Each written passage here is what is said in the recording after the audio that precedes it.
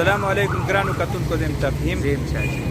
نو خار هسپتال مخې ته چې کوم سسته بازار دی د هغې سره ولاړو یو نظاره مو وکړه خلق په 3 ګنټې 4 ګنټې په دې لین کې تیرې کړي او لیکلي دي ورته بار چینی 8 روپۍ کیلو دغه کس چې اخري سر ته لاړ شي 3 ګنټې 4 ګنټې دی تیرې کړي انتظار باندې په دې لین کې په ولاړه تیرې کړي نو هلته ورله د چینو پیکټ ورکوي په 15 روپۍ او هغه هم بند نه چې کوم پیک دی سیل پیکټ دی هغه نه ورکوي کولاو پیکټې دي په لفافو کې اچولي دي خلق دلته سوالونه اوچتوي دا یو سوالیه نشان دی چې په دې انتظامیې په نګرانۍ کې د چینو کولاو پیکټ دا د خلقو ته څه شی میلاویږي دې کې څه اچولي دا وزن زیات دی دا وزن خبره ده او که نور څه معامله ده بند پیکټ سیل پیکټ دی سره پروت دی دا ولې نه ورکوي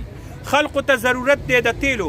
تیل دلته نه میلاویږي خلقو ته دلته اصل چای پکار دی دلته موږ سره یو سړي خبره وکړه چې د څه چلکه ده او هغې له رنګ ورکړی دی ناقص اشیا که دلته د خلقو ته میلاویږي او د چینو په بانۍ 3 ګنټې د ډسپلی دپاره ودرې او هغه انتظار وکړي 3 ګنټې پس هغه ته هغه سیم میلاو نشي نو په دې یره وکوي د الله نه ویرېږئ روجه ده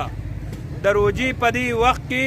روجه په خوله 4-5 ګنټې سړی انتظار ته ودروئ او بیا هغه چې لاړ شي هغه ته خپل شی میلاو نشي خپل حق میلاو نشي او ټوله انتظامیه ناسته ده ټوله انتظامیه ناسته ده وایي ارزان شیدونه میلاویږي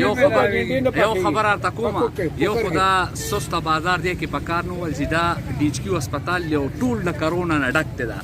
نو دوی هغه بیماري په خپله چې دی کم خلک راځي د هسپتال نه کم خلک روزي به خامخا بیماریږي یو پوری دا دی نه بدل کړی شي دا دی کې نو په کار نه دی او بل اندیر نګري چوپټ راځي افیس سپ کم چې موږ تاسو کو کم غریبانان چې را روان دي ته ماته صرف پروژه کې به خلک دال خوري د دال ضرورت دی خلک بچونی خوري په کار چې کې سبزی وي فروټ وي هغه مرته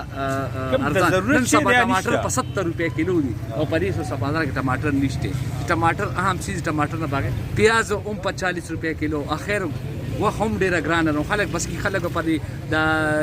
چړه مړه بس سټی خلک داسي حکومت وایي چولې ویښوه او چولو سره پښمنۍ مو کوه چولو سره دا به دی